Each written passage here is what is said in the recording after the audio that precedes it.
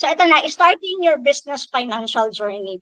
So ito, ginawa ko siya, yung ang focus kasi talaga nito is pang business approach. Hindi siya pang bookkeeper.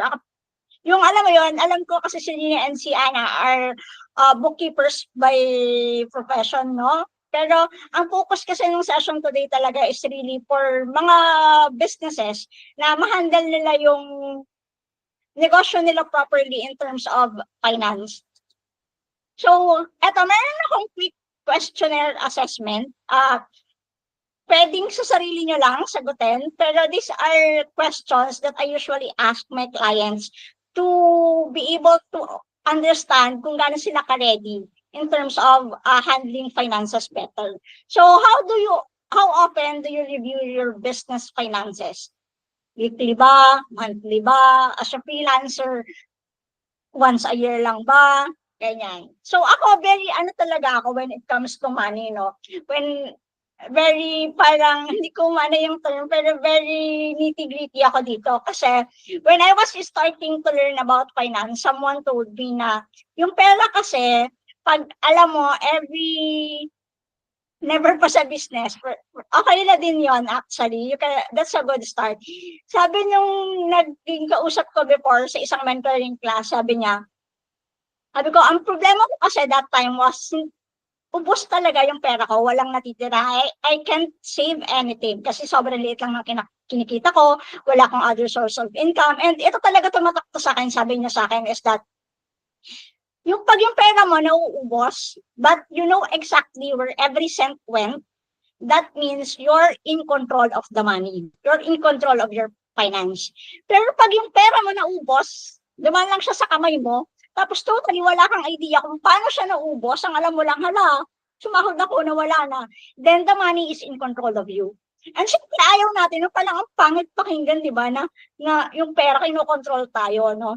So, hindi maganda yung dating. And that's when I started to be really mindful of where my money went. Kasi in business, it's the same also.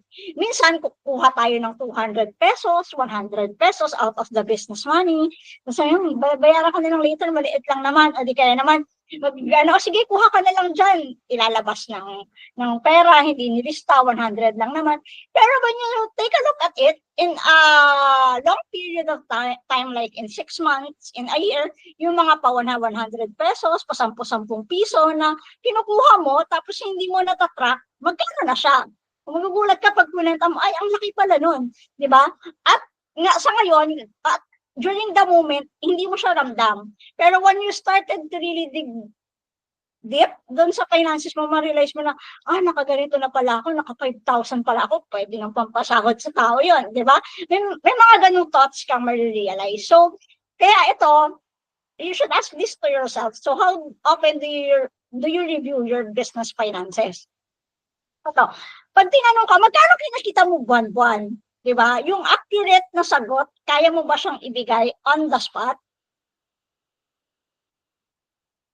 And lastly, ito, yung mga expense na primary expenses ng business mo, yung top expenses ng business mo, ano-ano yung mga yon? Ayan. Alam mo ba siya? Ay, magpas tayo. May isa pa.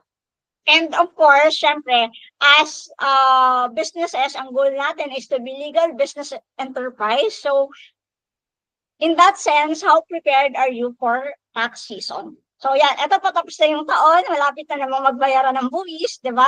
Or regularly nagbabayad tayo ng buwis, but annual income taxes are paid on after the year and close kasi. So ito talaga very hectic na season to for mga bookkeepers and accountant.